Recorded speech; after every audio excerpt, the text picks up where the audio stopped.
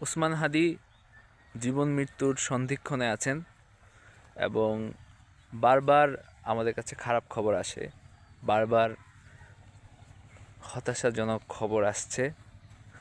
গত রাতে অনেকে মনে করছিলেন তিনি হয়তো আর বাঁচবেন না, হয়তো আমাদের একদম যতটুকু আশা বাকি আছে সেটুকু আর থাকবে না। যদিও এখনও পর্যন্ত আমরা সেরকম খারাপ কিছু শুনি নাই, মানে এখনও পর্যন্ত আমরা খবর পাই না যে তিনি মারা গেছেন।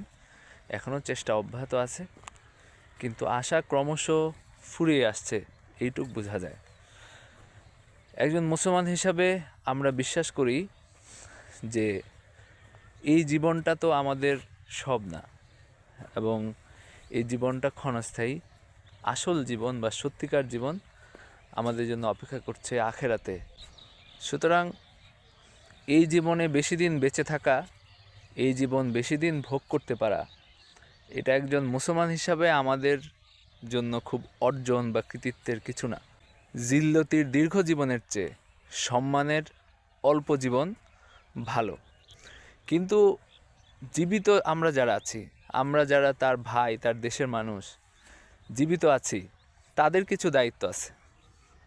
ওসমান হাদি যে লক্ষ্যে তিনি নিজের জীবন বিপন্ন করলেন, যে লক্ষ্যে তার জীবন শেষ হয়ে গেল, সেই লক্ষ্যকে আরও বেগবান করে এগিয়ে নিয়ে যাওয়া এবং তার স্মৃতিকে আমাদের বুকে আগুন হিসাবে গ্রহণ করা, আমাদের প্রেরণা হিসাবে গ্রহণ করা, ভবিষ্যৎ প্রজন্মের জন্য তাকে প্রেরণা হিসাবে জাগরুক রাখা, এটা জীবিত মানুষ হিসাবে, তার ভাই হিসাবে, তার সহযোদ্ধা হিসাবে আমাদের দায়িত্ব। এবং তিনি যে জীবন দিলেন, তিনি কিন্তু আধিপত্যবাদী শক্তির হাতে জীবন দিয়েছেন, এটা এখন স্পষ্ট। তার খুনি তাদের দেশে নিরাপদ আশ্রয় পেয়েছে এবং তাকে হত্যা করার নির্দেশনা এবং প্ল্যান এটাও তাদের দেশ থেকে এসেছে বলে আমরা অনুমান করতে পারি। তাদের দেশের মানুষজন উল্লাস করছেন এই ঘটনাটা নিয়ে।